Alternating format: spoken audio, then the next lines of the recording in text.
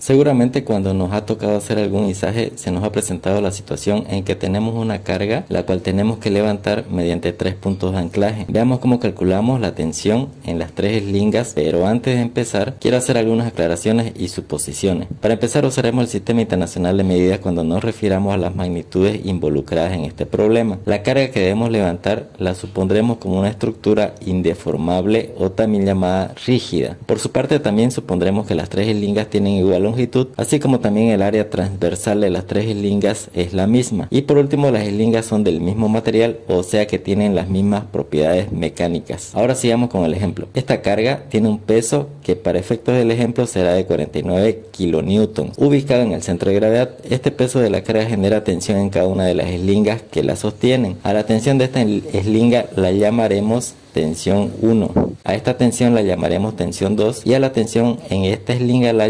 llamaremos tensión 3. La distancia del primer punto de anclaje al centro de gravedad será de 2,5 metros. La distancia del centro de gravedad al segundo punto de anclaje será de 1,5 metros. Y por último, la distancia desde el centro de gravedad al tercer punto de anclaje será de 5 metros. Con estos datos analizaremos estáticamente la maniobra. Vamos a tomar en cuenta este sistema de referencia. Entonces, para empezar con el análisis estático, decimos que la sumatoria de fuerzas involucradas en la maniobra debe ser igual a 0. O sea, la sumatoria de fuerzas que están sobre el eje X o fuerzas horizontales más la sumatoria de fuerzas que están sobre el eje Y o fuerzas verticales, y a esto le sumamos las fuerzas que están sobre el eje Z, las fuerzas perpendiculares a los otros dos ejes. Pero si se fijan, todas las fuerzas involucradas en la maniobra son verticales, o sea que la sumatoria total de fuerzas en el sistema será la sumatoria de fuerzas paralelas al eje Y. Ahora nos toca hacer la siguiente convención de signos para la fuerza. Todas las fuerzas verticales con sentido hacia arriba serán positivas y todas las fuerzas verticales con sentido hacia abajo serán negativas. Como podemos ver, las 3 tensiones son fuerzas con sentido hacia arriba, por lo que son positivas, mientras el peso de la carga es una fuerza con sentido hacia abajo, por lo que lo tomamos como negativo. Ahora este término lo pasamos al otro lado de la igualdad para dejar a las variables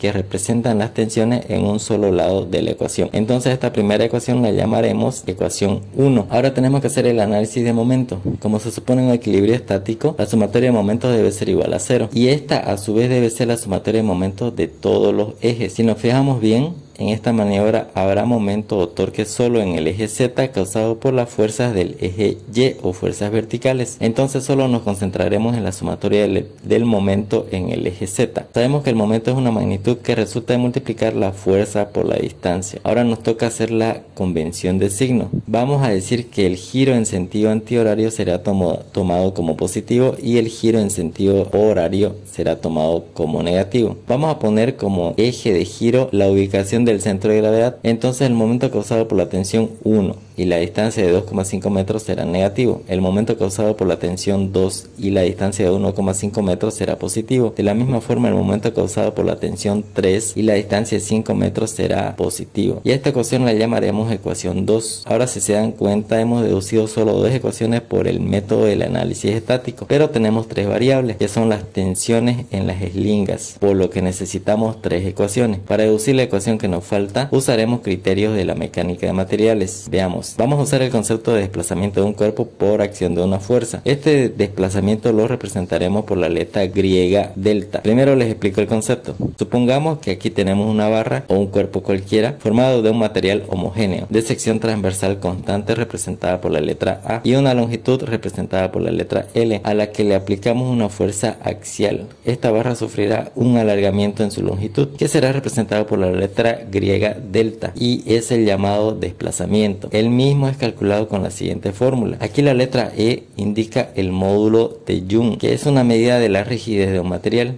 Entonces este mismo concepto lo utilizaremos aquí en nuestro arreglo, en donde analizaremos cada eslinga como a esta barra del ejemplo. Aquí pondremos una línea de referencia con una longitud igual a la distancia entre la primera y la tercera eslinga. Si tenemos en cuenta la distancia del centro de gravedad a la ubicación de la tercera eslinga, podremos tomar este pequeño segmento como una forma gráfica de representar el desplazamiento de la eslinga eslinga 3 causado por su tensión. Luego el desplazamiento de la eslinga 2 causado por la tensión en la misma. Estará representado gráficamente por esta línea vertical de mayor longitud que la anterior, ya que la eslinga está a menor distancia del centro de gravedad. Por último, el desplazamiento 1 causado por la tensión en la eslinga 1 estará representado gráficamente por una línea vertical más larga que las anteriores, ya que esta única eslinga está soportando el peso al lado izquierdo del centro de gravedad. Ahora lo que hacemos es simplemente cerrar la figura con una línea inclinada. Entonces lo que tenemos aquí es un diagrama de desplazamiento. Para seguir vamos a formar un triángulo en el diagrama. Vamos a bajar una paralela a esta línea y vamos a trabajar sobre este triángulo rectángulo amarillo. Si se dan cuenta, esta longitud ya no representa el desplazamiento 2, sino que ahora representa el desplazamiento 2 menos el desplazamiento 3. Lo mismo que